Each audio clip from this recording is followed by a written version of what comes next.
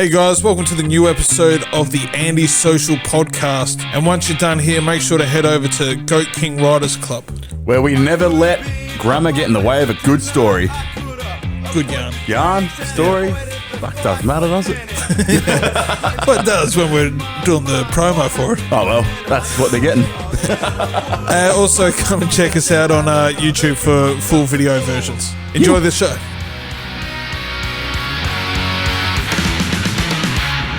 Hey, it's the Anti-Social Podcast, and this episode is proudly brought to you by these bloody legends. Thank you very much to Andrew from Perth, Mitchie from Sydney, Ash from Deniliquin, Dan from Dapto, Rod from Rayleigh in North Carolina, Patrick from Canberra, Liam from Brisbane, Chris from Sydney, Brendo from Leeton, Tim from Canberra, James from Brisbane, Christian from Canberra, and Steve from the Gold Coast. These bloody legends are my top tier supporters over at Patreon. They are part of the wider community of awesome people who are backing your mate Andy and his little old podcast here, the Anti-Social Podcast. Support starts from only $1 a month, dirt cheap, set and forget, you won't even notice it. And if you want access to the exclusive podcast or a bunch of free merch, free shit, there are additional tiers there to get amongst all of that stuff. Go and check it out over at patreon.com/Andy Dowling.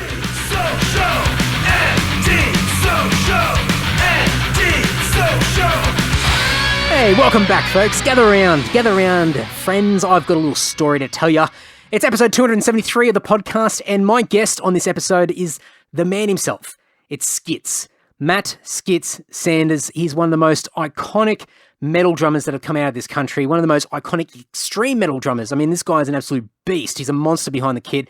And if you're not familiar with him specifically, which I guess I'd be surprised if you're an Australian metal fan and you didn't at least know of Matt, but I reckon you'd know at least one or two of his bands, if not all the bands he's played with over the years. I mean, really the who's who of extreme metal in Australia. Of course, his baby being Damaged, that he formed in the late 80s in Ballarat and went on to have a really good career with them. A bunch of albums, bunch of releases from them, but also went on to play with bands such as Bloodduster, Abramelin, Atomizer, Destroy 666, King Parrot, Hobbs Angel of Death, Terrorust, just heaps of bands. Sadistik Exekution, if I can even spit it out properly, because I'm so excited. And we talk a lot about that in this chat. I mean, this is a fantastic chat. Matt's an absolute legend.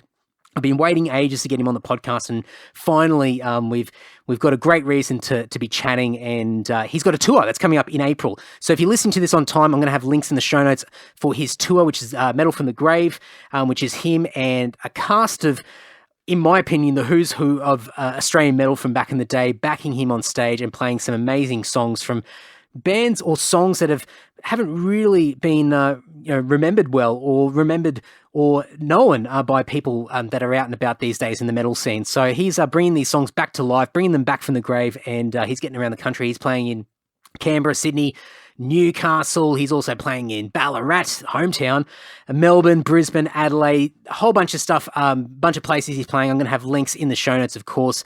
Yourmatebookings.com is the place to go to order those tickets, but I'll have all the links in the show notes over at andysocial.net, andydowling.net. I'll put a few old school videos in there. I'll put links to all the bands that Matt's been a part of. But you know what I'm going to say. Enough crapping on from me. Please enjoy this great chat with Matt Skitz Sanders. A video that I haven't seen for a long time, but always sort of had me scratching my head, was a video from back in the Damaged days where you guys were playing in Adelaide, and it looks like something happened with your vocalist and you guys compromised and got a little bit creative and got up and played anyway, but for some reason you were brought to the front of the stage and your drum kit turned around, you played with your back to the crowd. Yes, I did. What happened? Well, we did a few shows like that, actually, where I played backwards around that time period.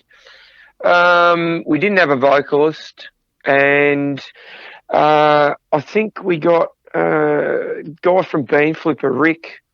I think he got up and did about maybe 3 songs or 4 songs from memory at a place called Cartoons. And I think we just put the drums up the front and did that because I was sick of doing the same thing. Yeah. I just thought that the whole concept of you put the drums up the back, you do all that sort of normal setup is just, I don't know, it was just the same old thing. So after playing lots of shows, we talked about it, and I said, maybe I'll do that, something different. And we did it a few times, and it was great. I love it. It was enjoyable because it was like, well, I'm not stuck up the back of the stage, and it's more, I don't know, it's more confronting from a punter's point of view. So yeah, it was just something different. Had you guys? I mean, I think the Damaged era was a little bit before my time. I sort of came in sort of at the tail end of when you guys were just starting to sort of slow down and wrap things up. But Yeah. I sort of, sort of my early sort of years of getting into metal, I had a couple of Damaged CDs, and so that was sort of some of the early stuff that exposed me to Australian metal. And but I never got to see you guys play.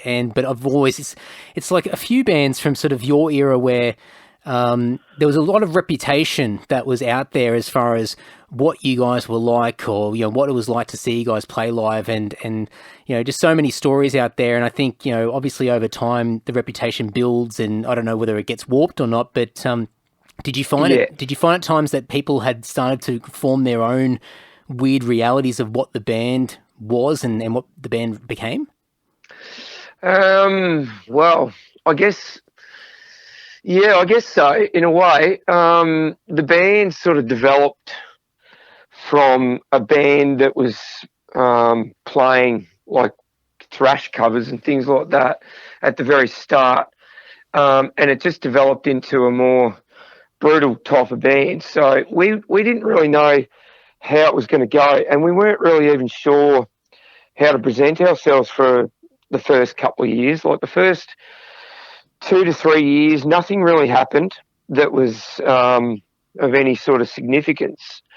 But because the band had developed into more of a brutal sort of thing gradually, we started to figure out what the band was going to be, how to put on a show, and what sort of things we were looking for. So it was just a lesson in learning how the whole thing worked, and how, I guess, I don't know, just like people's reaction towards the music, it just started to build and build and build. And by the time we did the first demo, things started to change quite a lot. And that year between the demo and doing Do Not Spit, because we moved to Melbourne, I think we learnt a lot from other bands as well, like the Melbourne metal scene, and seeing some of the bands that were coming out of there, like Crossbait, Archeron, which was pre-Bremelin, Corpse Molestation, bands like that sort of, I don't know, it captured my attention, and it really took things up a couple of notches, as far as like an influence and just bringing the intensity for ourselves, along with all the other things we were influenced by along the way, because there was all this new metal coming out, all this death metal. The thrash metal scene had changed and was nowhere near as prominent. So everything just sort of built a lot over maybe a couple of years, like 92, 93, 94, around that time. And once we started doing gigs around that Do Not Spit era, things just completely changed. Like the amount of people going to the shows, the intensity from the crowd, the intensity with the band's performances. We were more confident, and things got pretty crazy from that point. Was there something? I mean, obviously, the music holds up, and it still does now. And it's like, you talk to any sort of, especially an Aussie metalhead, but there's even guys overseas who have dug into what Australian metal has been over the past several decades, and it still holds up. But I mean, apart from obviously the music itself, I mean, what do you think it was about you guys? I mean, you sort of mentioned sort of being more confident on stage and maybe a little bit confronting and things like that. But I mean, even going to what we said before, where you were trying something different with, pushing the drums to the front of the stage and turning your back on the crowd. Were you guys thinking at that time about how do we do things different? Is there something that we can do that's a little bit, not shocking, but just something that's going to surprise people when they come and see a band? Well, that was one of the things, the turning the drums backwards. I think that happened a couple of years later, maybe. I just think that we were just trying to push it as hard as possible. And we were pretty, hungry for the whole gig thing, or just trying to prove something that, I don't know, it just kept on getting more and more full on, more hateful, more intensity. I was just really pumped at the time. Like, I was excited about the whole Australian metal scene and some of the other bands as well, and going out on tour, and the possibility of supporting international acts was just at that time, it was just it was just very, very exciting. And we were all just wanting to keep pushing it as hard as possible.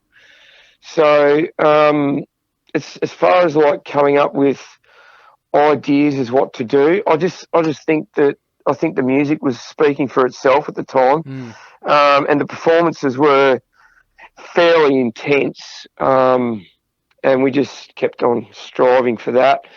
And things did change with the dynamics of the band over time with band members, but those first few years, the first, say, I think 7 years of the band was probably the most significant.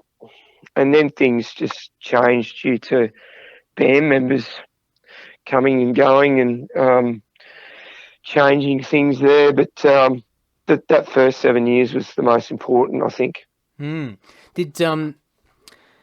Did you find that within the band and even yourself during sort of those first few years that, just reflective of the music, when you listen to a band, you sort of make a little bit of an assumption of what the people behind the music are like as well. And, one thing I always assume with the band, you guys, I think it was somebody else that coined it, but you guys embraced it, was the whole term hatecore.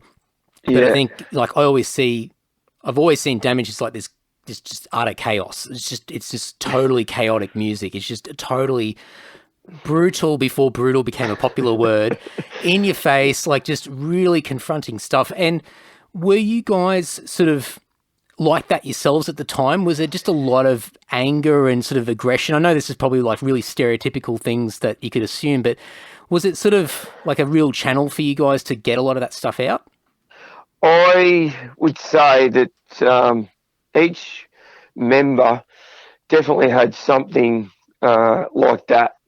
There was a common bond between members as to why we all ended up in the same band and playing that style of music, and just being influenced by each other in a lot of ways as well. We spent a lot of time around each other, and so we got to know the things that made each member the way they were. And when we started the band, we were teenagers. I was 16. I'd just turned 16. So, and I'd finished up at school the year before, and I didn't even know actually that I was even going to be having a chance to even put a band together at that time. But I had issues with stuff to do with my family's Christian beliefs and things like that, and it really made me quite angry at the time. So that was one angle for me, and I started getting into all these thrash and death metal bands that probably were the opposite of what my family's ideas and values were. So once I started to meet other metalheads in my town, in Ballarat, and they started telling me what they were into and what they wanted to do and why they liked it, it just sort of came together from there. and the members of Damaged were all, I don't know, they all had the same sort of, I don't like to use stereotypical words because we were teenagers, but there was a lot of venom, like there was a lot of venom to play, I don't know, extreme music, and we just all bonded over that, and it just came together gradually, step by step, and all the different influences came together, and the attitudes and everything that came out in the end to make that all happen was the production of Damage and Hatecore and whatever that sort of ended up being. So yeah, pretty much just a bunch of blokes from a town that was very boring. Like Ballarat didn't offer fuck all. Yeah. Like you could go to the movies, you could go and get some booze, you could walk around the streets. There wasn't a lot to do really. So for myself, playing drums was a really good outlet, and I had a lot of anger. So putting that anger into the drums rather than doing something stupid like getting yourself in trouble and ending up, creating crime or doing anything like that, I decided to play drums, and it really worked for me. It was a good outlet, and it's still the same thing that I've always used as an outlet for those emotions or whatever you want to call it. It's such a common thing out in probably any country town in any part of the world, but I think regional Australia, I was lucky, I think, in the grand scheme of things, because I lived in a bunch of regional Queensland towns as a kid, and probably when I got to my sort of teenage years, I'd moved fairly close back to Brisbane at the time, so I think I escaped a lot of those that sort of delinquent behaviour, or where you've just literally got nothing to do and you don't have a lot of outlets to be able to express yourself, or you don't have like-minded people and all that sort of stuff. But I saw a lot of people I grew up with who never left those towns that I went through, and not have that opportunity to be able to play drums or play music in general, and have gone down that path, and just it's such an ugly thing, but it makes sense. And when I saw when I originally saw that you had grown up in Ballarat, I thought it's quite interesting, because a lot of these regional places have got these weird sort of communities of people where obviously you got the small town vibe, which is good and bad, but then you've also got a lot of people that are heavily religious as well. A lot of religious communities. So it's interesting that you mentioned that with your family. Was that a case that just like a generational thing where your grandparents and it was just all through your sort of your family where they'd all been religious, or was it more so just your parents that sort of became religious, or how did that all work? Well, my family, as far as my relatives go, aren't really involved in anything to do with the church. Maybe superficially at some point, but my mum and dad were, and still are, quite involved religiously and with church and stuff like that, which is fine. That's their prerogative, and the rest of my family as well, my brother and sister as well. So I just didn't like the vibe. I just didn't like what it stood for. I didn't like how it made me feel. As a child, I had some weird ideas about it, and it just kept on going on until when I was around 14, I just said, I'm not doing it anymore. I'm not going to go. And so I stopped going. And they were disappointed, but I just couldn't see myself as someone that was going to pursue Christianity or religion as such. So, that's the way that all turned out.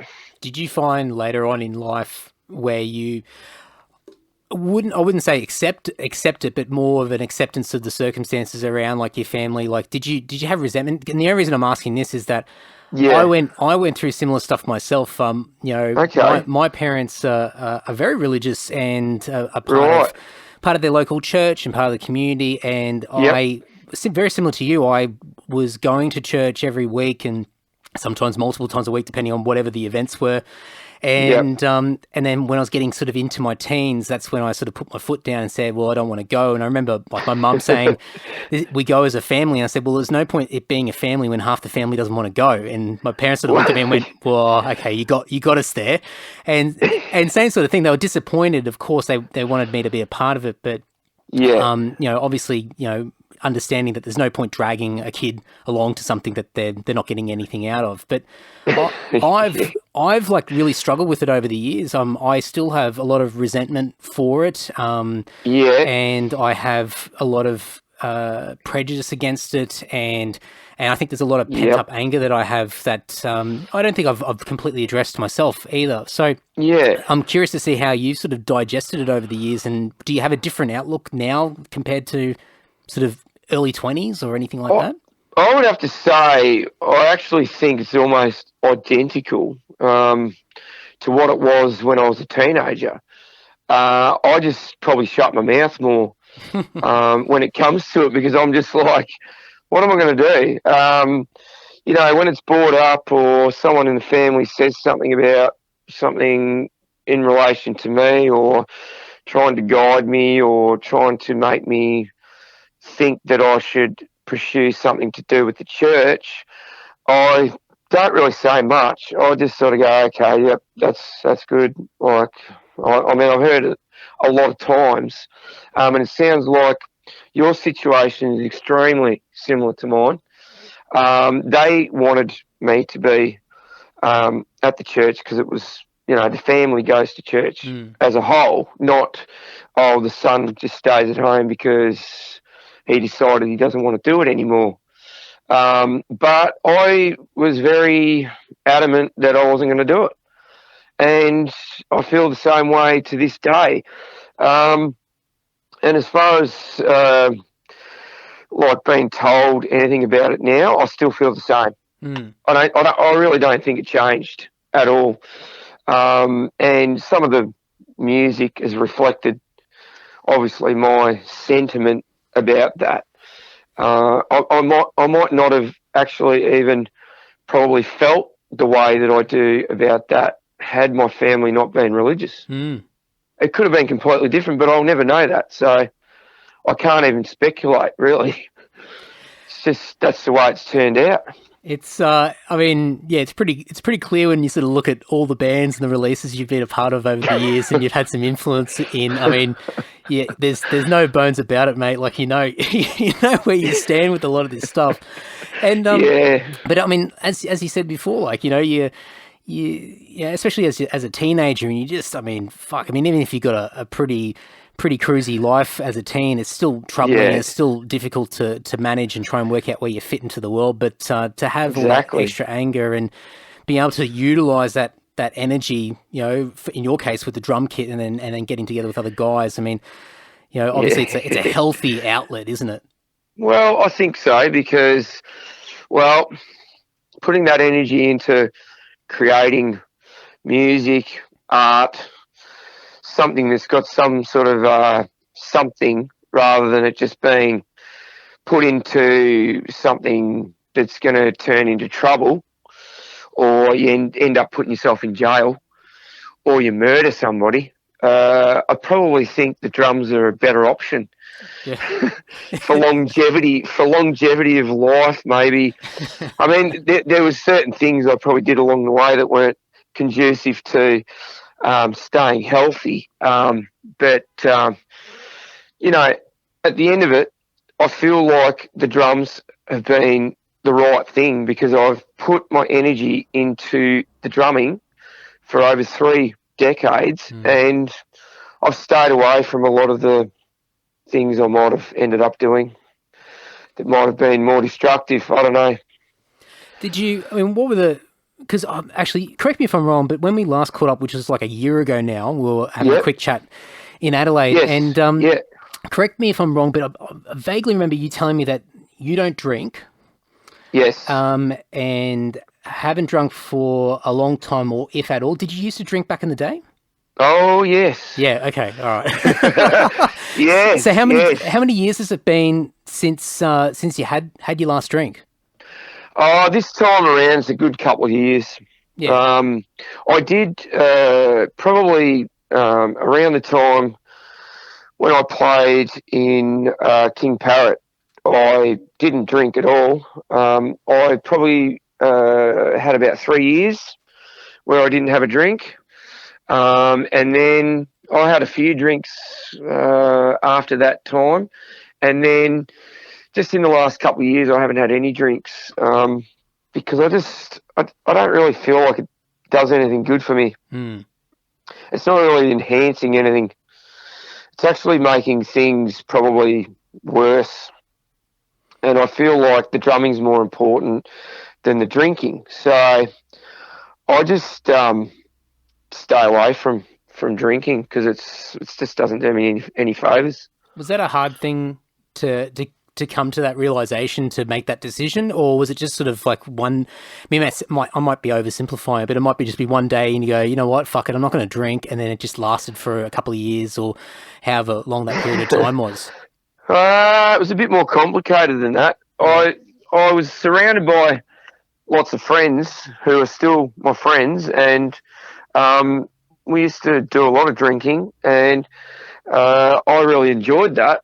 And it was something that took a while for me to really get over. Like, it was actually just like, the idea of not being able to have a drink was not good.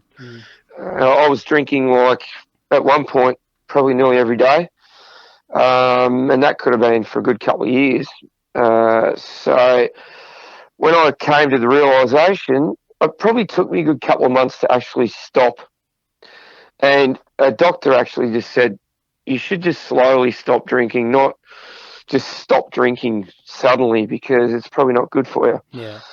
And probably the amount of drinking I was doing at the time, that's probably why. Probably drank to excess way more than I probably ever wanted to. But the metal scene's part of that, like when I was like starting Damaged and we started doing gigs, and then we started doing a lot of gigs in pubs. We'd do the gigs and then we'd drink, and that would be practically every week. And sometimes the partying got a little bit too much, and it took a long time to really take a good look at it and just say, look, I just don't want to do it anymore. I just think that I got to the point where I look at it and go, well, I've been doing it for like a very long time, and I just don't get the same thing I used to get out of it, It's not as fun as what it used to be. Yeah, I think it gets to that point where you sort of realise you have this. I mean, not everybody has this moment either, but a lot of people just continue on. But I noticed, I still drink, but I don't like the quantity that I drink versus what I used to is a lot different. And but I relied on booze in the early days. As a social lubricant. It was a way to get the balls to walk up to somebody and talk to them if you didn't know who they were, or they were in a band that you liked and you wanted to chat to them. You go and knock a few drinks back and fire up the courage to go and have a chat, and then suddenly that you were validated with that, you go, oh, well, that's what I need to do each time. And so it just became a weekly ritual at gigs where you just get absolutely hammered and it was fun, but I mean, it's not sustainable, is it? I mean, it's just fucking, it catches up with you. Yeah, I think, look, honestly, it just got to the point where I just didn't like the way that it made me feel, and I didn't like the hangovers, and I didn't like the idea of not being in control anymore, because it got to the point where I feel like it was completely too far. It was just too much. And I like the idea of being in control, knowing what I'm doing, and focusing more on the drums than anything else. That's far more important. Did you? I mean, you don't have to answer this one, but was one of those moments where you sort of had that sort of wake up call to yourself? I mean, did you have a moment where you were just down in the dumps and just at that lowest of low that sort of motivated you to go, fuck, I need to get my life in order? Was there a particular moment that sort of that you want to share? there has been. There definitely has been. Yeah, when you got that like massive like party hangover from like 3 days of straight drinking, and you're shaking and you feel completely sick and you've got no control over the state of your mind, the state of your body, anything. You've got no control whatsoever. You don't feel like you can cope mentally. You don't think you can cope physically. You can't do anything. You don't want to do anything. You can't talk to anybody. It's like, that's the moment where you go, that's gone too far. I can't do that anymore. So I won't specifically say what moment it was, because I think there was probably a couple of times that happened where I was just like, nah, this is just, it's ridiculous. It's absolutely way too much. Did you, I mean, obviously you said there's a little bit of a transitional time where you sort of easing up a little bit and getting to a point where you didn't need or didn't feel the urge to go and have that drink as much as you used to. But yes, I mean, when we caught up, we were at a gig.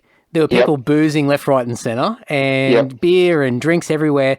And I mean, obviously, just the way that we were having a chat. I mean, you seemed to be comfortable and had no issues with being out and about with a lot of other people drinking. But no, did that take a long time for you to sort of get used to that and to be happy enough to be out and about where there would be a lot of what used to be temptation? Yeah, actually, I would say, it probably took months, actually.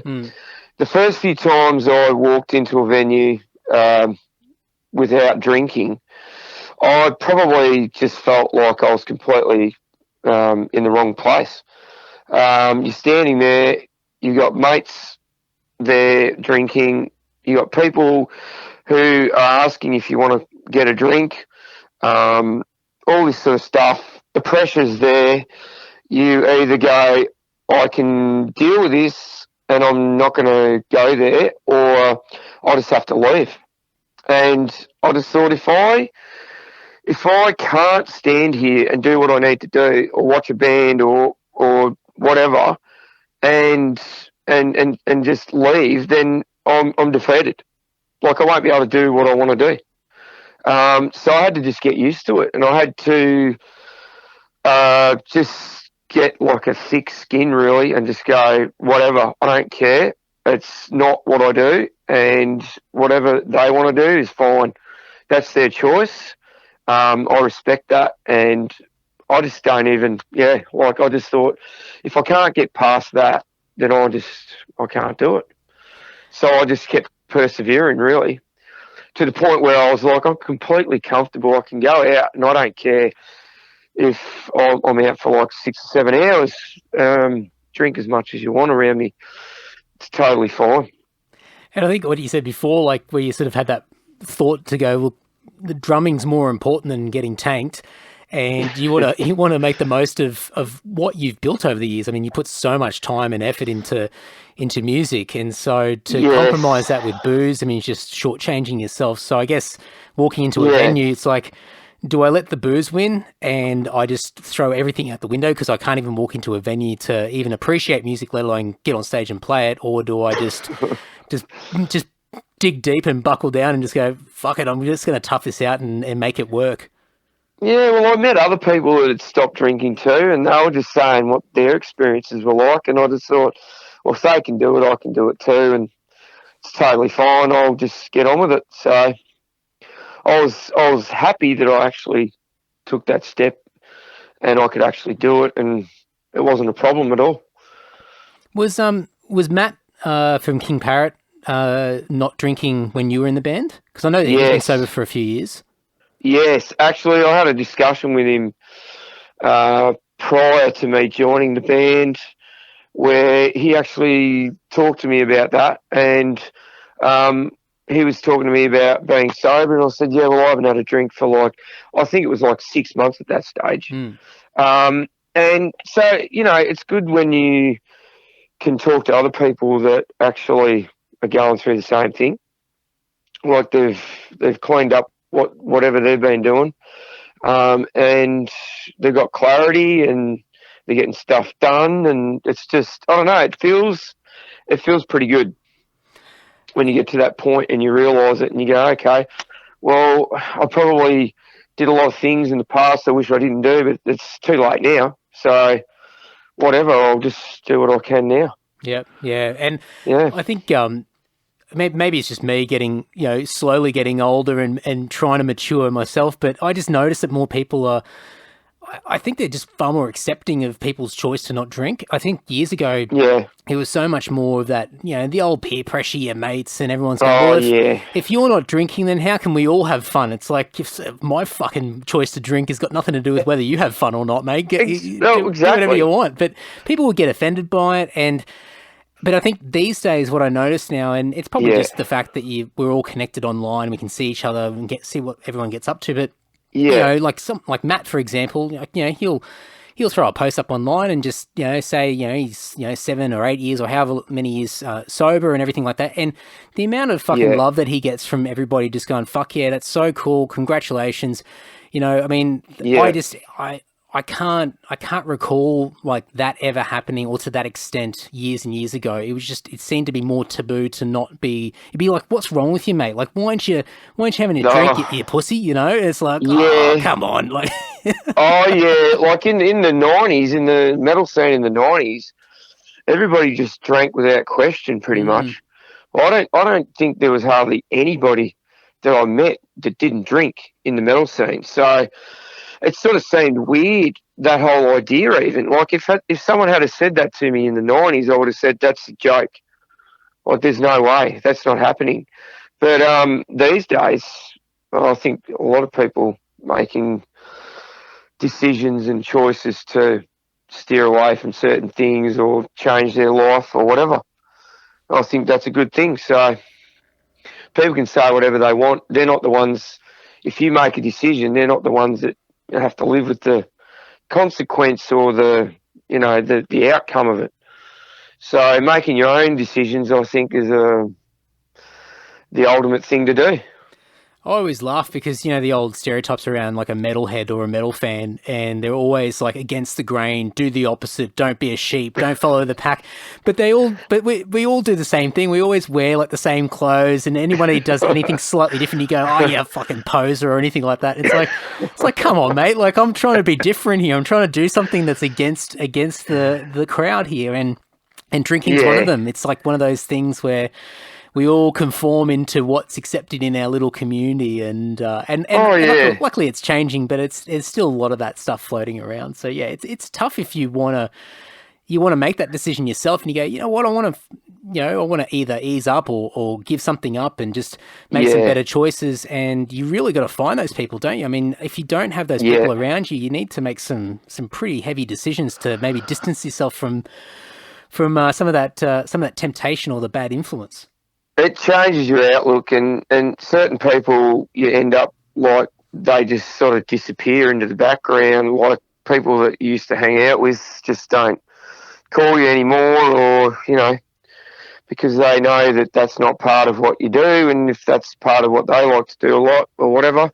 But, at the end of the day, if you're looking after yourself and making sure that you're feeling better or whatever, mentally, physically, then I think that's a really good thing. Yeah, more power to you, I reckon. Definitely. Yeah, I think so, definitely.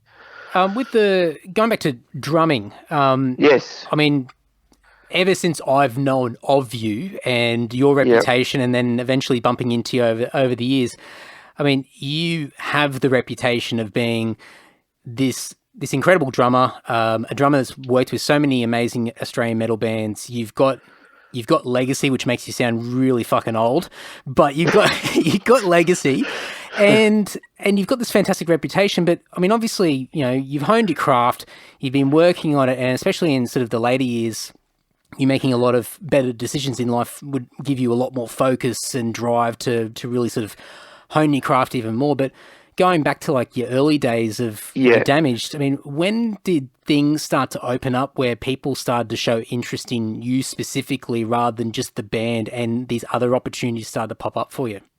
Oh, I really think it was around late 93, 94, 95, around that time. When Do Not Spit came out, it changed everything really. And we were playing a lot more shows, bigger shows, more people were coming. And I just think that opportunities started to present themselves, and other bands asked me to do some stuff. And some of those things I really enjoyed, and I really still look back on those things, and I'm really glad that I did those things. And I think after I'd started drumming like at school in 88, so it really took, say, about 5 years to really get everything in perspective with the drumming, because I started off at my school with a guy that used to come there and once a week, and he'd do like a group lesson, and he would teach like rock drumming, funk, Latin percussion, things like that, jazz. And so I learnt a bunch of those things, but then I wanted to learn how to play thrash metal, and I gave him a tape to listen to, and he said to me, "I've got no idea what's going on there." I put Slayer on this tape, and I put Metallica on this tape. This is in '88, and he just said to me, he said, "Look, that just seems completely removed. I have no idea what's going on there. That's ridiculous, and I'm sorry I can't help you with that." And at the same time, there was another student who was a couple of years older than me, and he came in with a double kick pedal, and I was like, double kick pedal? This is what I want to learn. I want to learn double kick. So he brought it into the school, and he left it there for a while, and I had a go on it. And so I started teaching myself how to play double kick. And after I finished up at school the following year in '89, I was starting to buy a lot of thrash metal vinyl, and I used to slow it down on the turntable with my finger so I could hear the drums. Yeah. And I just started teaching myself how to play blast beats, the double kick stuff, all the tricks, all the little tricks that I started to pick up gradually from just listening to albums. And then just starting to like see other drummers as well. When I started to actually play like the first few gigs, there was a couple of drummers that I saw in Ballarat even. There was a metal band there, and I started watching that guy at a couple of gigs. And then when we went to Melbourne in '92, things just started to pick up, and I was watching these other drummers, and I'm like, okay, cool.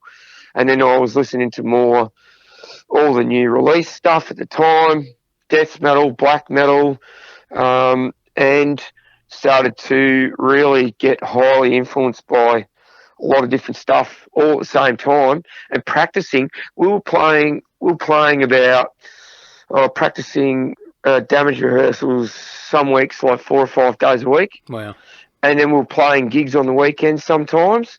And then we just did that constantly for years. Like all we did was just rehearse, play gigs, rehearse, play gigs. That was our life. So I was just so into drumming to the point where it was just a daily everything, like every single day, smashing away. And because we were talking to other bands, and we were meeting other bands, playing gigs. Then a few other things started to pop up, and then I started doing things like the Sadistik Exekution tour to Europe and things like that. I mean, I look through the list of bands, and I probably haven't even got a complete list here, but there's just so many like bands that have got their own reputations, or they've carved out their own reputations over there, just them alone, and then you having sort of, you know, a period of time with them as well, which just sort of adds an extra element of I don't even know what you'd say, like just it's just like this extra element of energy to what, like, just, you know, if I look at it from a high level, you go, oh, the guy from Damage, you know, goes and plays some shows with, you know, early 90s Bloodduster, or, you know, mid 90s Destroyer 666, or doing the European tour with Sad X and all this sort of stuff, and I go, fucking hell, imagine, like, what a combo, like what a combo of just craziness and chaos. Yeah, I loved it. I still love it. I really enjoyed trying to do things with other people, different types of music, different experiences. Every band pretty much that I've ever done anything with have got different things about even the style of drumming that it is, even though you'd be like, oh, well, there's not much difference between that extreme metal and that extreme metal.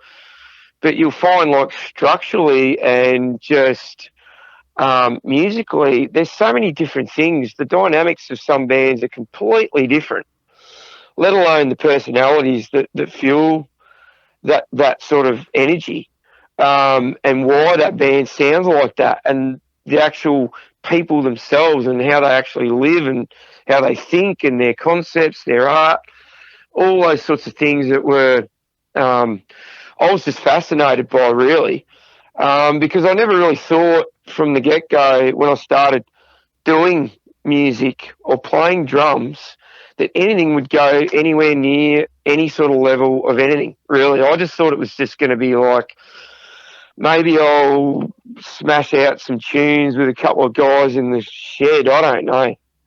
and just things just escalate, and you just get that involved in it, and you become friends with all these people in the scene, and you spend so much time around it that it's inevitable that energy is going to keep on going somewhere to the next point and the next project and the next band, the next album you might record or whatever. And then I come up with my own ideas about what I want to do. It's just lots of different ideas, bands, projects, lyrics, whatever. It's just really fun, like seeing what this next thing's going to be, or like being asked to do something is probably one of the most exciting things that, you know, I could imagine. Someone says, do you want to do this? I'm like, of course I want to do it. You know, like, yeah, just, you know, like, it's just something that I always really enjoyed, what the next thing might be, or how this path is going to go to the next, whatever it ends up being. Recording, whatever. Was there somebody, like, in these other bands that you worked with, you know, and some bands you were hanging out with for a bit longer than others, but were there any people in particular from these bands that sort of, what's a better way of describing this? Okay, I haven't got a better way of describing it. It sort of blew your mind as far as just somebody who had maybe not a direct influence on you, but just so surprised by who they were as people, because, you know, I look and I've met some of these guys over the years, and a lot of these guys are fucking characters, to put it lightly. Yeah. But were there people over the course of the years that sort of just really sort of influenced you, or sort of blew you away and go, oh fuck, like what a person, like what an interesting person to work with? I actually would have to say, undoubtedly, the Sadistik Exekution was just like, what the fuck is going on? I was just like, I fucking heard about this band years and years before I met them, and I was just fascinated by the whole idea of, like, you know, these guys look like complete fucking mental cases, which is what they were trying to put out there. But when I actually fucking met them, I was like, fuck, these guys are actually mental. like they're nice. They were nice. They were good guys. Like, I could have a conversation with them. No dramas at all. But, like, some of the stuff that was going on was just fucking outrageous. And it remains probably the most outrageous fucking thing, like, that I could possibly have really imagined to be part of, because, I don't know, like, maybe I felt like I was conservative in a lot of ways compared to fucking these guys. And then they asked me to go to Europe, and I was like, oh, yeah, okay, I'll fucking go. Hopefully I don't fucking die. I really thought in the back of my mind that something could go fucking completely fucking pear-shaped. But it was hard to say. It was really hard to say. I had to go and experience it for myself. So I did.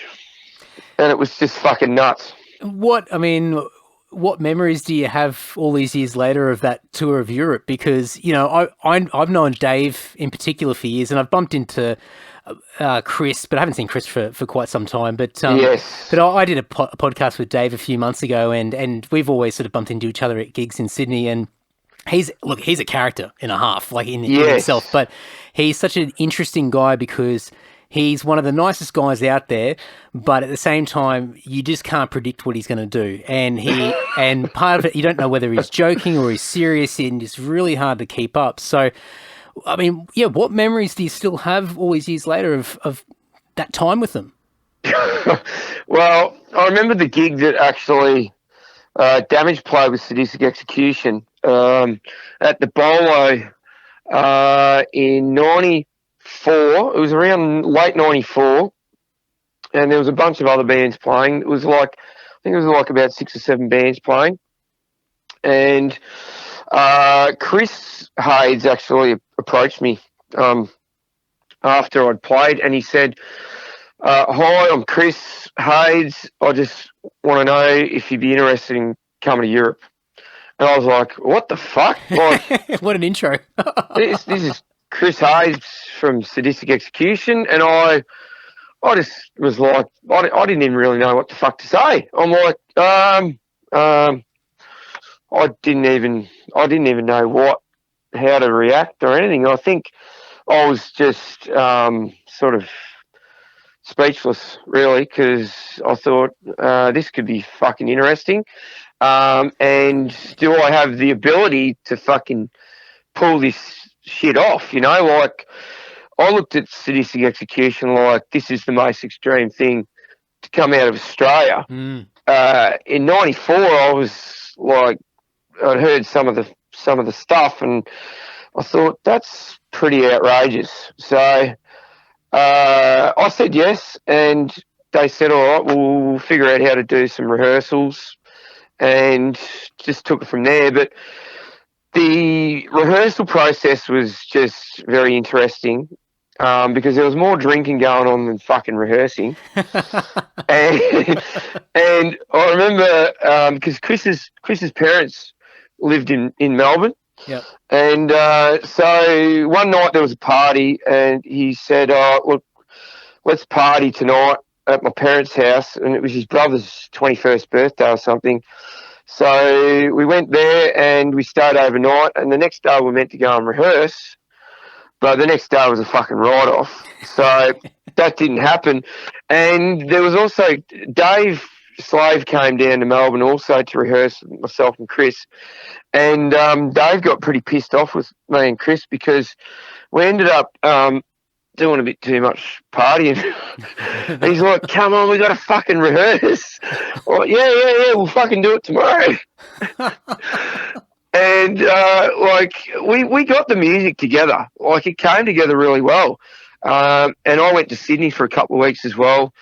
And we were rehearsing every day, and I was having a meltdown because some of the songs were just like the technicality behind it, and stops and starts and all sorts of weird mathematical equations that Dave Slave had fucking made up for these songs. He goes, oh, this is a fucking 6 of this and 7 of this and fucking 2 of this. I was like, Fucking hell, man! What? I don't know if I can do this.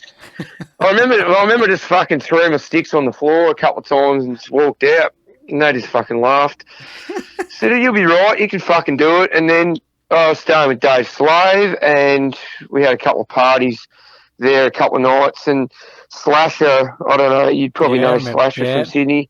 Slasher just got the Bowie knife out and put a couple of nice gashes in his arm and just sat there in his blood and had a good laugh. And I was like, wow, this is fucking awesome. Like, this is interesting. So, I don't know. It was just like from Damage, as far as like hanging out with those guys, we just drink and that was basically it. This was like another fucking, I don't know, totally different sort of culture, you might call it. Just totally blew my mind. How'd you go in Europe though? I mean, that would have been an absolute fucking. I'm just imagining like you guys just trying to coordinate yourselves and travel to the other side of the planet. Like it just seems like fucking what could possibly go wrong probably did go wrong. Fucking everything went wrong. Fucking everything fucking went wrong. Every day was fucking like on the verge of fucking disaster. I've got clear memory of that. Like some of the stuff that happened was just like, I can't believe that was a 2-week tour and it all happened within those 2 weeks. Yeah. From the get-go through to the end. I mean, we nearly got kicked off the tour like a few days before the end of it because of the punch-on that happened, which you may have heard of before. That was pretty intense and really well, it sort of felt like it was inevitable in the end. Like it was just like the band was just, it was too long and it was too much time together in the same place. And it just got to that point where Chris got frustrated with Dave and there was some sleeping tablets involved and there was booze and it all went to shit and Dave had Rock in a headlock. Chris didn't like that. Chris told him to stop doing it and Dave didn't listen and then Chris proceeded to punch him quite a few times and broke his little finger on his left hand. Oh God. Which is doing all his notation. And of course playing Sadistik Exekution guitar isn't exactly very easy obviously. No. So he was running amok and broke his hand of course and his hand was swollen like probably 2.5 times the size of what it should be. But ended up playing the last few gigs no problem despite having a injured hand.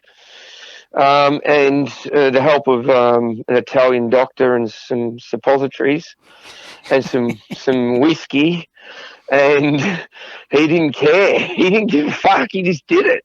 Oh God, amazing. Plus, Chris was doing shows where he was listening to Merciful Fate on a Walkman, on a tape Walkman. I don't know if you remember those things. Yeah. The tape Walkman. He's listening to fucking Merciful Fate whilst he's playing the gig, and he's getting into the songs in between the Sad X songs, like headbanging and loving it and whatever, and played the whole fucking show, start to finish, listening to Merciful Fate. And I'm like, how the fuck do you do that?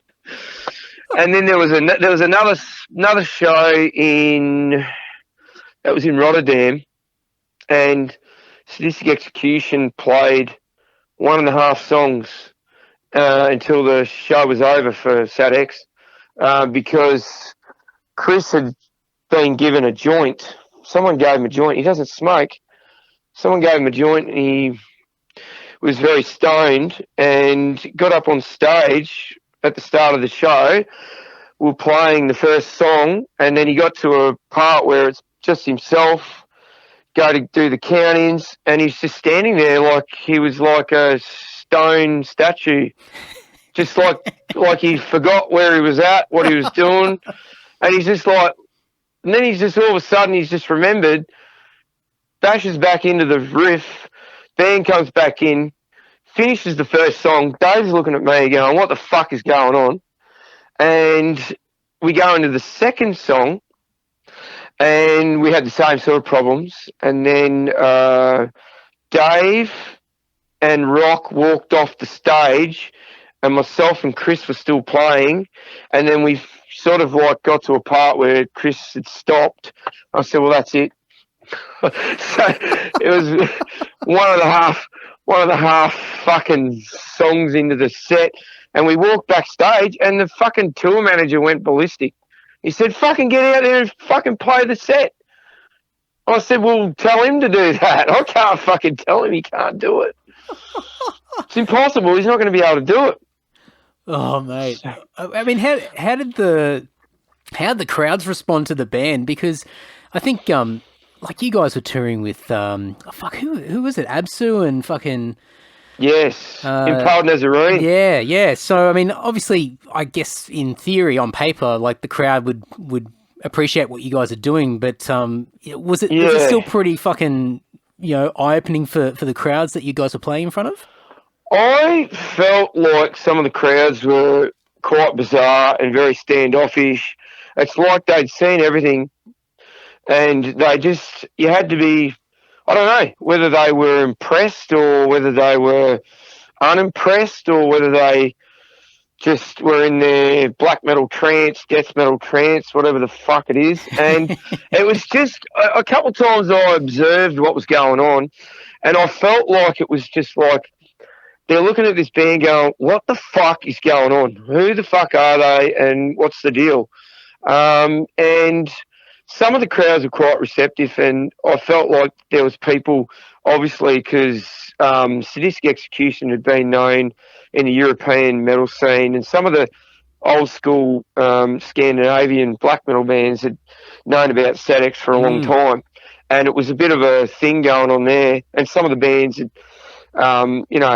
been seen wearing the fucking T-shirts and photos and stuff like that. So it was known in that scene, but like it was just weird. It was like, they're spitting on each other, and Rock was using certain types of Aussie slang, sort of abuse, you might say. I'd like to say it, but I won't say it because it will cause some fucking issues.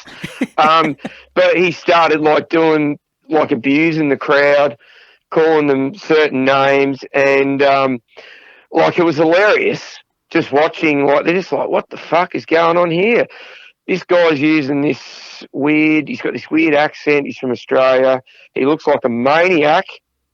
And it was just very, very, very bizarre and interesting to see how it all interacted.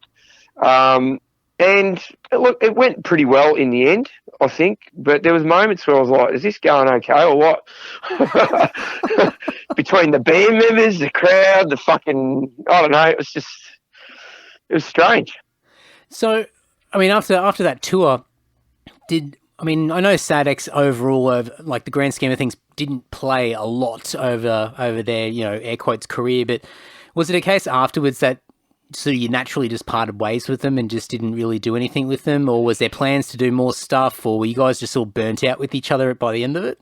I feel like it just sort of, we got to the airport and it was like, all right, take it easy, thanks for that.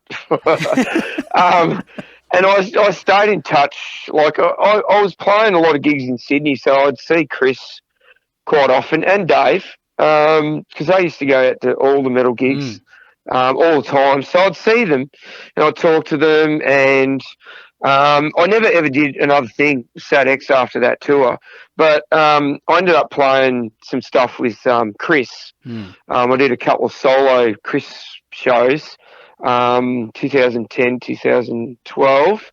And that was basically it. It was just like, well, I think that's the end of that. That was fun, and we survived.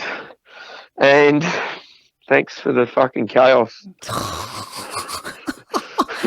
And I mean, I'm assuming that there was just like all the bands he played with ever since then, just nothing matched that. I mean, everything would have been so much tamer in comparison to that period of time. I would say that Sadistik Execution's at the top of the list. There's nothing ever going to, for me, I don't think, as far as the whole aesthetic of everything, from start to finish, will ever come close to just that whole experience. That's like a one-off for me as far as that goes. And I don't regret it for a fucking minute. It was great. I really enjoyed it. There was moments where I thought it was just going to fucking implode, but I think that's just the nature of extreme music and those personalities. Extreme music and extreme personalities. Yeah, extreme personalities and people that are unpredictable sometimes. Sometimes that pisses you off, and other times it's like, okay, well, it is what it is. You just accept it. That's part of the fucking deal with some of those things. You just accept it and go, well, I wouldn't be doing it if I decided that I was too sensitive to this shit. Like, you can't be too sensitive. You just go, I'm playing with a band called Sadistik Exekution, for fuck's sake. You got to roll with it. Yeah. It's sort of a bit like that. And, there's so many funny things about that whole tour. There's a lot of fucking things that happened in that time, even with Impaled Nazarene and just that whole experience, Absu. It was pretty funny. And we were all on the same tour bus for the 2 weeks. Oh, God. So that was pretty hectic. Oh. There was fucked up shit. Like, I woke up one morning and Mika's sitting there on the bus. It was like one of those nightliner buses, so it's got like a couch at the back of it. It's got a TV and a table and stuff.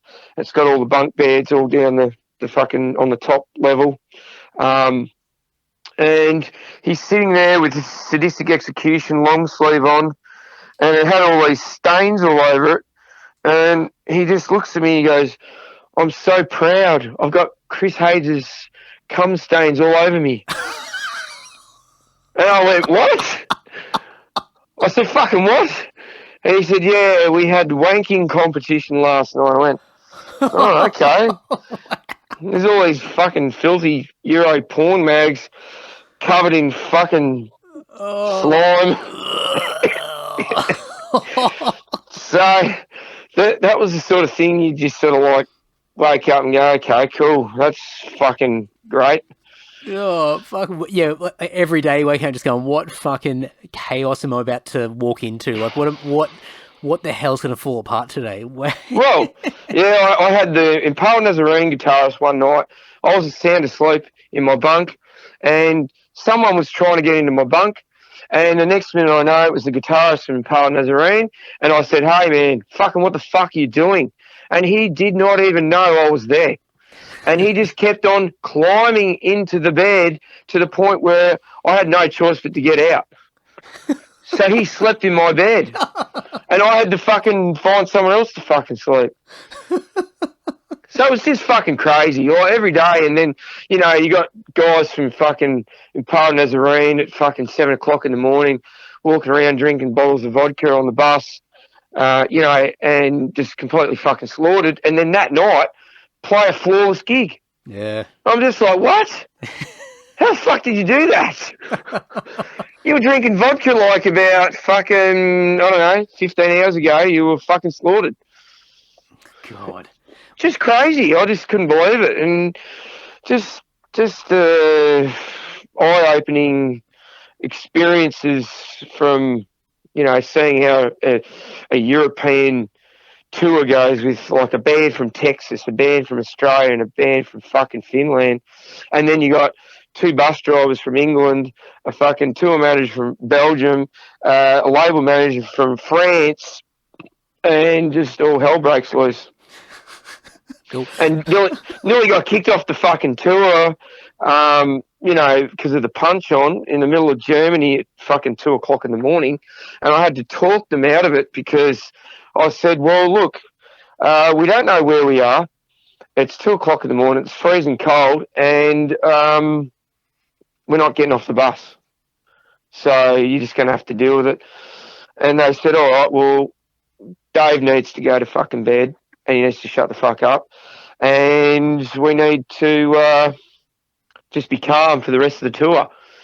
So the next day was in Italy where Chris got the suppositories, and Dave was like, I'm going to have to play the gig sitting down.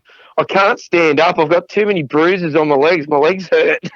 And they're like, you're going to stand up and you're going to play the fucking gig normally. So he stood up and did the gig. Oh, my God. Amazing. Yeah. Well, I mean, coming back from all this, I mean, looking at the timeline, it sort of looks like you sort of just kept, you just hit the ground running. You just kept, like, you didn't slow down, like more and more bands that you're playing with and doing all sorts of stuff. But sort of in hindsight, or even coming off the back of that, I mean, did you sort of have your eyes open to different ways of approaching, whether it be back in Damaged or working with other bands that you'd learnt from just, or what not to do, like being with the guys in SADX? Yeah, I guess that's a fair statement. Yes, definitely. I felt like because of the way that all went, well, nothing ever happened, and no disrespect to fucking anyone about the SADX stuff, because I fucking like totally respect how that whole fucking thing went, regardless of whether it was bad or good or whatever. But I just thought that maybe going on tour, if we're going to go on tour with international bands and stuff like that, we just have to fucking stay relatively calm and just do the job as professionally as possible and just try and keep our shit together, because I just didn't want to fuck up any opportunity. And that's just something that I just had in the back of my mind the whole time, was I'm really looking forward to fucking opportunities that could come as a result of just doing this fucking music. So I just looked at it like that. Like, I would like to do this stuff for a long time, so let's just try and fucking keep our fucking heads, from fucking doing too many crazy fucking things. I think you used the word earlier about something else about sustainable. You got to find a way to just keep things sustainable for as long as possible. And I think I don't think SADX, I mean, I'm speaking on behalf of the guys, but I don't think in the back of their mind they were thinking about sustainability or the long term. I think there was like, just go hard, burn out ASAP, and just like leave the biggest mark possible, the biggest stain possible, just to ensure that people don't forget who they are. And yeah, look, it was a very, they made a fucking massive statement, and they did really well. And I think that the way that the band came across in interviews and everything, the way they did what they did was just like, it just summed it all up. Yeah. It was just chaos, exactly what the fuck they called their albums, like chaos. We're deaf, fuck you. Like, what band? There was fuck all bands at that time that really were doing something that was like super, like there was a lot of originality with a lot of bands in the scene, but this particular thing was, for SADX, was their own. It was their own fucking thing. It was just like, who gives a shit? We're going to do whatever we want, and if you don't like it, then fuck off, whatever. Yeah. I think they were the masters at marketing, and without even having any sort of scientific approach to it. I think they were so into what they were doing and just creating trouble. Like, I think, like, even Dave, like, whether it be sort of me having a chat to him on the podcast or talking to him over the years, and he's telling me these stories, and I'll quiz him and go, like, where'd that come from? He goes, oh, just for a fucking joke. Just for a joke, and just he downplays it so hard, but he just goes, oh yeah, just taking the piss, just whatever. Just want to shock people, and it's like, well, it fucking worked. I mean, it worked. There's so much conviction behind what they did. Like, there's no half-ass. Like, they just went in and went hard. Oh, so. Musically, I mean, fucking Dave was ramming out fucking ridiculous amounts of notes in short periods of time, and just fucking hammering the fuck out of it. And Chris is just an incredible guitarist. Like, I've seen a few guitarists that are really like brutal and out of control, but Chris is fucking out of control. Yeah. In every sense of the fucking word. His homemade guitars and that crazy shit. and just the fucking way that he plays with those scalloped fretboards and just out of control. I've never seen anything like that. Oh man, yeah, absolutely. Yeah. Okay, so I'm keeping on the time because I just thought, fuck, Yes. man, I could talk to you for fucking hours about this shit, and there's so many. Yes. I've only just scraped the surface with you as well, but Yeah, sorry about that. no, not at all, mate. I think the more talking, the better, and maybe we'll have to. I think when we spoke last time in Adelaide, I said, oh, let's do it in person, and obviously all the shit hit the fan COVID. globally since then. So Yeah. I think when you do come through town, I might try and pin you down, or another time that you're in Sydney, and we'll do one in for person sure. as well and have a chat. But Yeah. you got this tour coming up, and it looks, I mean, for anybody who was part of the scene back in the day, I mean, just this looks to be absolutely perfect to go and sort of just reconnect with all these great songs that you've been a part of over the years. But what, I guess, where did the idea come from, and then ultimately what is it, and who's coming along with you?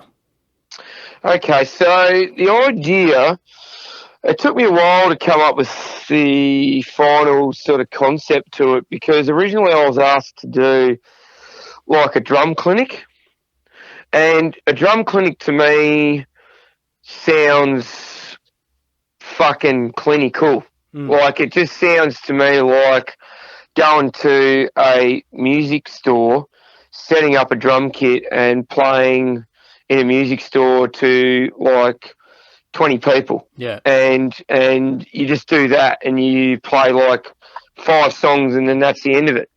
And they ask you a few questions. So I was thinking about that, and I thought, well, I fucking hate drum clinics. I don't go to them myself, and it's just a personal thing. Like, I just feel like it's just sort of weird. So I come up with this idea of playing music from bands that don't exist anymore. So bands that don't play live anymore, bands that don't actually operate anymore. And one of them was my band Damaged, because that band hadn't done anything since 2004. And there'd been talk over the years of, maybe trying to get that band back together to play some shows, and it never happened. There was talk about it a few times, and nothing ever happened. So I thought I'd like to play some of those Damaged songs again. And, it's the first time in a long time. The other band is Terrorust, which I did from about 2005 to about 2008. And I just wanted to play a few songs from that, and do that with a couple of old members of the band. And I did invite a couple of guys from Damaged to play Damaged songs. They declined to do it. I ended up getting someone that is also a friend of mine, who also plays in Manicore, Steve. Steve, legend. Yes, Steve Watts. And so Steve said I actually asked him if he would do the Damaged stuff with me, and then things just sort of like went from that to doing some Manicore stuff as well, which is a band that Damaged played quite a few shows with back in the day, back in the 94, 95, 96, 97, that sort of time frame. And so it all just sort of started to come together. Misery was a band that I really enjoyed. I just like the band a lot. Great band, yeah. And I'd played a lot of gigs, like Damage played gigs with Misery back in the 90s, and I really enjoy their music. And so I got in touch with the guitarist, and he said yes. And he also spoke to the bass player, and he also does vocals, Damon, and he agreed to come on board and do it as well. So I'll actually be playing like a mini Misery set for the Brisbane show. And the other part was the Hobbs Angel of Death stuff, which I played with Hobbs for about a year between 2012 2013. And I got in touch with the guy that played bass on those tours, and like I played with him that whole year. And that is Bo Remy, yes. Yeah. And he said yes, and his son will be playing guitar as well. Wow. So, so it all just came together after a lot of negotiation and trying to figure out how it was going to work. And I came up with a name for it, Metal from the Grave, because it's like bands that are being brought back, or not so much the concept of the band, but the music from those bands. I'll make that clear, the music from those bands. Yeah. Because it's not bringing the bands back, it's bringing the music back just to play it live. That's basically it. So I just thought it was a great opportunity and an idea that could really work. So that's what it is. I think it's a great idea. And I mean, as I sort of over the years dug into like the archives of Australian metal and trying to work out who's who, and you bump into some older guy at a metal gig and you said, oh yeah, like, you know, do you play in a band? And he's like, oh yeah, I used to play in a band. So you tell your band, so you write it down, you go home, try and work out, you know, who the fuck they were, and eventually you find a CD somewhere or something like that, or a demo tape. And but there's so many of these bands that now, like, unless you were there or you were sort of at that time where the bands were still just lingering around as a thought, you know, you'd have no idea. Like, I mean, the new guys coming through now and the people getting into metal, it's just so hard to dig back and try and find these people and these bands. And luckily, some of them have been, you know, some of the music's been chucked up online and you can find it, and some of the stuff's been re-released and things like that. But you know, it's cool that you're doing something like that. And I like the angle where you're sort of saying you're bringing the songs back from the grave, because in the end, I mean, you know, the band members that make up these bands who created these songs, I mean, yes, they're integral and the songs wouldn't exist without them, but not everyone's around anymore. And the people don't hold the songs back. The songs, once you release them and you put them out there, they've got a life of their own. And so you got to keep them alive. That's exactly right. So the only opportunity is if somebody plays it live. If you would like to hear them, then that's the only way I can see that that's going to happen. And I just thought, why not? Like, I want to play these songs on the drums. I haven't done them for a long time, and the opportunity's there. So maybe some people that have never seen this stuff, and probably some old school people will come and see this stuff and enjoy something from the dark past. It'll be a heavy metal reunion. It'd be interesting. It'd be interesting to see what sort of crowd ends up, you know, coming to some of these shows, because I don't know if there will be people that are younger, or whether there will be people that are like, it'd be a mixed sort of crowd. I'm not really sure. Yeah, it'll be interesting to see. And you know, I mean, just given what's been going on for the past year or so, it's just, I mean, I know that the tour already got pushed back once, and I mean, no doubt you're sort of going, fuck, I hope this goes to plan. I hope there's no fucking, you know, touch wood, touch everything to make sure that you know, nothing's jinxed. But man, I'm pumped for it. It's such a great idea, and I think a lot of people are going to be excited for it. And I just I hope just everything goes to plan, mate, because it's just such a great concept. So that's happening in April, I believe, and I'll chuck a bunch of links up so people can work out where you're going to be, and go and buy some tickets and all that sort of stuff. And you've got a drum studio as well that you've been sort of immersed in. Yes, I actually got this planned into a house I got built.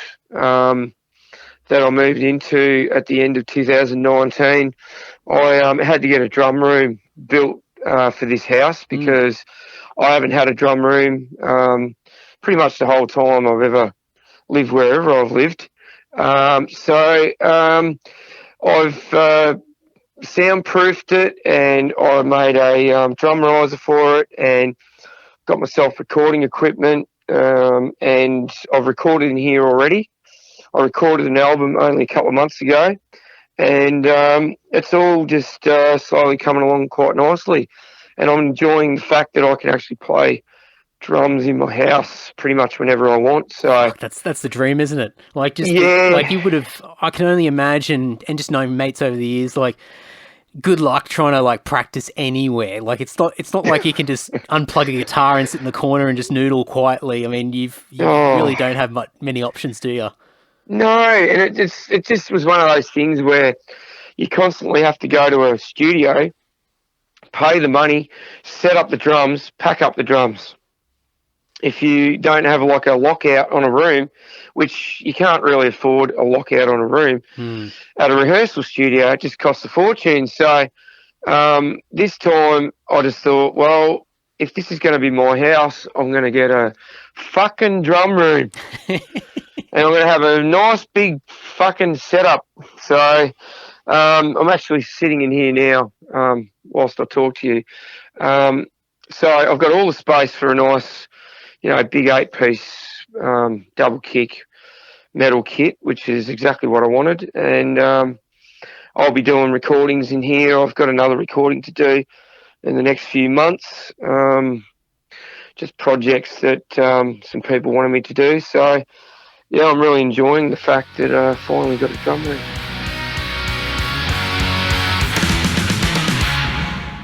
All right, folks. Now, if you're listening to this on time, if you're in any of these places around the country where Matt's going to be touring, definitely go and check him out. Go and say hello. He's going to be playing a lot of classic Australian metal songs from back in the day, and maybe some songs that you've never heard of. One of the things we spoke about in this episode was how a lot of this stuff is just hard to find now. So I think for a lot of us, or some of us that are a bit younger, who've only sort of just come into the Australian metal scene in probably the last 10 or so years, probably haven't had the chance to be exposed to a lot of these amazing bands that were circulating around the 90s into the early 2000s.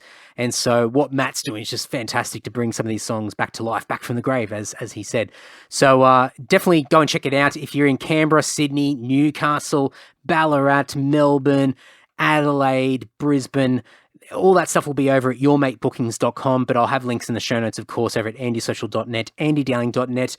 Matt's new studio, his drum studio that he's built, Blast Abyss Drum Studio. He's got a Facebook page, and so I'll have a link to that in the show notes as well. And of course, click through on the podcast player, like wherever the description is in your little podcast player, wherever the fuck you're listening to this through, should be able to click through and there'll be a bunch of links in there. But if you come to the Sydney show, I'm going to be there, so come and say hi, and we'll go and we'll go and enjoy Matt and Co on stage blasting out some killer Australian metal. So I'm really looking forward to that. Now, before we wrap it up, before I fucking wrap it up, patreon.com/Andy Dowling. Thank you so much to all the legends that have been jumping on. If you've been paying attention, just go back a few episodes. I actually put up one of the Crazy Talk Patreon podcast episodes on the Andy Social feed. I thought I might make one of these public and you can have a listen. So there's a bit of ridiculousness in there, a bit of fucking dog shit karaoke, some stories, and just some old school advertisements, just a bit of fun. So if you enjoy that, you like the gist of what that all is, then come over to Patreon and join the tier to get access to the Patreon podcast. Every week it comes out. And if you want access to free merch, free stuff, then join some of the tiers on there. But to be honest, I really just want as many people to join the $1 tier as possible. Just join, sign up. If you've listened to more than a couple of episodes of the podcast, I'd love to get your support, back your mate Andy in this podcast. And for me, the money is a massive help. It covers a lot of the costs, and you'd think that this would be pretty streamlined and pretty sort of cost efficient, but the costs creep up in your hosting and production and all this sort of stuff that sort of encompasses running a podcast. So a lot of that stuff is getting covered and supported by the Patreon community, which I absolutely love and really, really appreciate. But for me, what I love the most is having this group of people that are just backing me and motivating me to get out there and have more and more great conversations with Matt, like on this podcast episode as well. So if you've enjoyed the episodes over the years, you've listened to more than a few, and you love what I do and you want to see it continue on in the future, please consider joining for the $1 tier over at patreon.com/Andy Dowling. Now, we've got another episode coming out on Wednesday of this week. I'm recording these in advance, so I'm a little bit out of whack here. I'm trying to remember when all these episodes are dropping, but this is coming out on Monday, and on Wednesday I'll have my second episode of the week, and it is a return guest, somebody who hasn't been on the podcast since the, 140 something. Let's just leave it at that. So you can narrow that down. There's about 10 people in there, so you can narrow it down and work out who might be coming back to have a chat. They've just released a book, and we've got a few things to talk about. So looking forward to sharing that one. Until then, folks, keep sharing around, do a bit of social media love, leave a fucking rating and a review and all that sort of stuff. It goes a long way. It actually helps a hell of a lot. So please, a couple of extra clicks and taps on your phone. It's just absolutely huge for me, especially if Patreon's not your thing. So anyway, enough crapping on for me. Until next episode, take care and